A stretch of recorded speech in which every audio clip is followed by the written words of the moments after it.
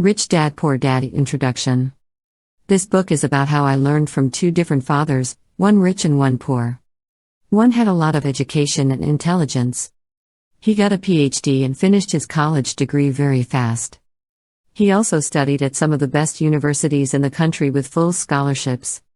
The other father did not go past middle school. Both men worked hard and made good money in their careers. But one always had financial problems. The other became one of the wealthiest people in Hawaii. One died with a lot of money to give to his family, charities, and his church. The other died with debts to pay. Both men were powerful, charming, and influential. Both men gave me advice, but they did not agree on the same things. Both men valued education but did not suggest the same path of learning. If I had only one dad, I would have had to take or leave his advice. Having two dads gave me the option of comparing different perspectives, one of a rich man and one of a poor man. Instead of just accepting or rejecting one or the other, I found myself thinking more, comparing, and then deciding for myself. The challenge was that the rich man was not rich yet, and the poor man was not poor yet. Both were just beginning their careers and both had challenges with money and families. But they had very different views about money. For example, one dad would say, "Money is the source of all evil." The other said, "Not having money is the source of all evil." As a young boy, it was hard to have two strong fathers influencing me. I wanted to be a good son and listen, but the two fathers did not say the same things. Their opinions about money were so different that I became curious and interested. I started to think a lot about what each one was saying. I spent a lot of my free time thinking, asking myself questions like, why does he say that? And then asking the same question of the other dad's statement. It would have been easier to just say, yeah, he's right. I agree with that. Or to just reject the opinion by saying, the old man doesn't know what he's talking about. But having two dads that I loved made me think and choose how to think for myself. As a process, choosing for myself was more valuable in the long term than just accepting or rejecting one point of view. One of the reasons the rich become richer, the poor become poorer, and the middle class struggles with debt is that money is learned at home, not at school. Most of us learn about money from our parents. So what can poor parents tell their child about money? They just say, stay in school and study hard. The child may finish school with great grades, but with a poor person's financial beliefs and mindset. Unfortunately, money is not taught in schools. Schools focus on academic and professional skills, but not on financial skills. This explains how smart bankers, doctors, and accountants who got excellent grades may have financial problems all their lives. Our huge national debt is largely because of highly educated politicians and government officials making financial decisions with little or no training in the subject of money.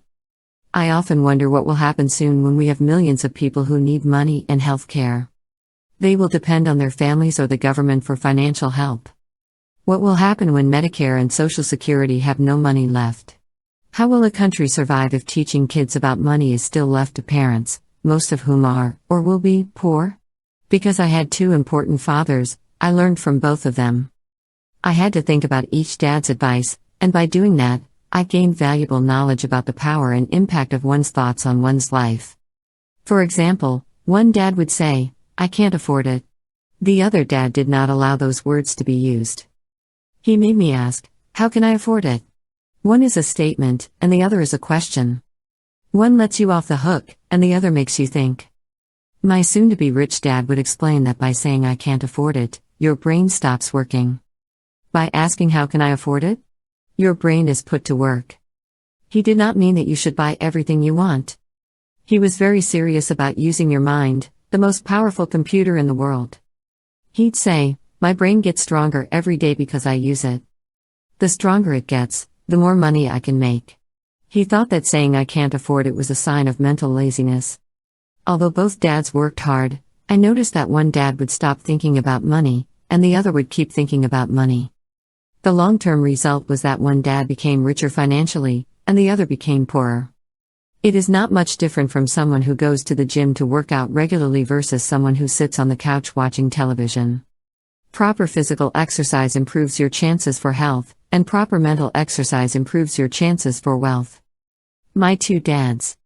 This text is about how two dads gave me different guidance about money and work. One dad told me to study hard so I could work for a good company or the government and get benefits and security.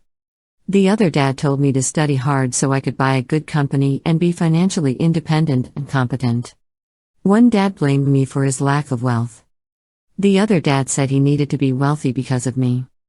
One dad liked to talk about money and business at dinner, while the other dad did not allow money talk during meals. One dad said to avoid risks with money. The other dad said to learn how to handle risks. One dad thought his house was his biggest investment and asset. The other dad thought his house was a liability and a problem if it was his biggest investment. Both dads paid their bills on time, but one paid them first and the other paid them last. One dad trusted a company or the government to take care of him and his needs. He cared a lot about pay raises, retirement plans, medical benefits, sick leave, vacation days, and other perks. He admired two of his uncles who joined the military and got a retirement and entitlement package for life after 20 years of service. He loved the medical benefits and PX privileges the military gave its retirees. He also loved the tenure system at the university. The idea of having job security and benefits for life was sometimes more important than the job itself. He would often say, "I've worked hard for the government, and I deserve these benefits." The other dad believed in being completely financially self-sufficient. He criticized the entitlement mentality and how it made people weak and financially dependent. He stressed the importance of being financially skilled. One dad tried to save some money. The other dad made investments. One dad taught me how to write a good resume so I could get a good job. The other dad taught me how to write good business and financial plans so I could create jobs. Having two strong dads gave me the chance to see how different thoughts affect one's life. I saw that people really do create their lives through their thoughts. For example, my poor dad always said, "I'll never be rich." And that prediction became true. My rich dad, on the other hand, always called himself rich. He would say things like, "I'm a rich man, and rich people don't do this." Even when he had no money after a big financial loss, he kept calling himself a rich man. He would explain by saying, "There is a difference between being poor and being broke. Broke is temporary. Poor is forever." My poor dad would say, "I'm not interested in money, or money doesn't matter." My rich dad always said, "Money is power." The power of our thoughts may never be known or valued, but it was clear to me as a young boy that it was important to be aware of my thoughts and how I expressed myself. I saw that my poor dad was poor, not because of how much money he made, which was a lot, but because of his thoughts and actions. As a young boy with two fathers, I was very careful about which thoughts I chose to make my own. Should I listen to my rich dad or to my poor dad?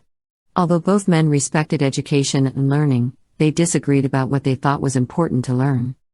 One wanted me to study hard, get a degree, and get a good job to make money. He wanted me to study to become a professional, a lawyer or an accountant, and to go to business school for my MBA. The other wanted me to study to be rich, to understand how money works, and to learn how to make it work for me. "I don't work for money," were words he would say over and over. Money works for me. When I was 9 years old, I decided to list. A lesson from Robert Frost. Robert Frost is the poet I like the most. I love many of his poems, but my favorite is The Road Not Taken. I use its lesson almost every day. The road not taken, two roads split in a yellow wood, and I was sad I could not go both and be one traveler. Long I stood and looked at one as far as I could where it curved in the bushes, then I took the other as equally good, and maybe having a better reason, because it was grassy and less used, but as for that the walking there had made them look about the same, and both that morning lay the same in leaves no foot had stepped on.